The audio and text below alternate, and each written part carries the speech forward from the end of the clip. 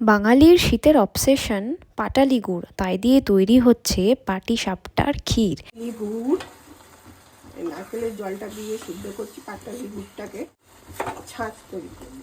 একটু গরম জল দিয়েছি, একটুখানি ঘি দিয়েছি, হাফ চামচ মতো। লিটার দুধ গরম করতে দিলাম। এটাতে পাটিসাপটাগুলো, কতগুলো পাটিসাপটা ডোবাবো। হাফ লিটার করা হলো জাল দিয়ে। এবার আস্তে আস্তে পাটালি দেবো। পাটালিটাকে এবার দুধের সাথে মেশাচ্ছি, একটু নাড়িয়ে দেবো, দিয়ে চাপা দিয়ে দেবো। 1 কাপ চালের গুঁড়ি দিয়েছি, হাফ কাপের একটু কম ময়দা দিয়েছি, আর 2 চামচ সুজি দিয়েছি।